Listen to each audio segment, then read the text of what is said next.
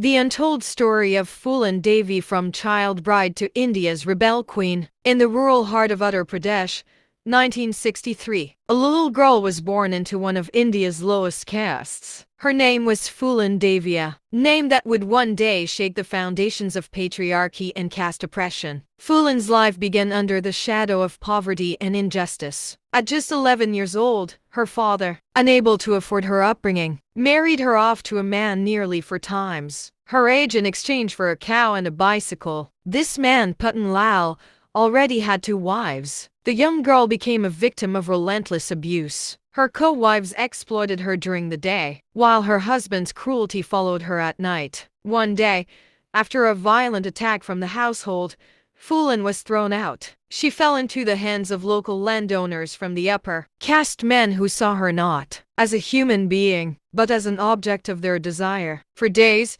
she endured unspeakable abuse. Then came the chance that changed everything. A lock left undone, a moment of escape. Phulan fled into the infamous ravines of the Chambal Valley, a place where lawlessness ruled. Here, she found refuge with the gang of Baba Mustakim, a feared dacoit leader whose name even Brahmins whispered in fear. For the first time, Phulan was among people who treated her as more than prey. She learned to ride horses, handle rifles, and in her own words to curse like the man she would one day command. When Baba Mustakim was killed in a police encounter, leadership passed to Vikram Malla, Phulan's partner in life and in rebellion. But tragedy struck again.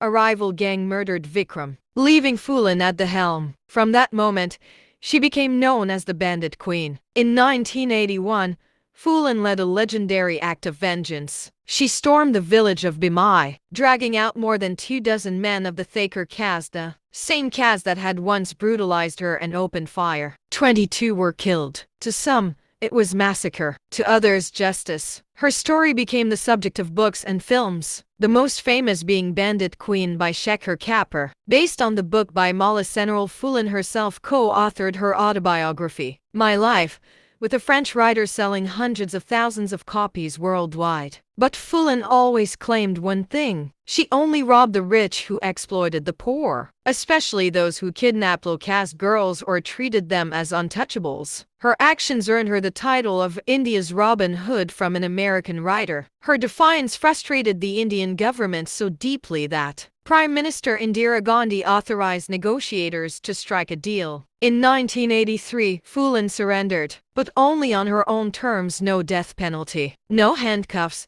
and with her entire gang protected.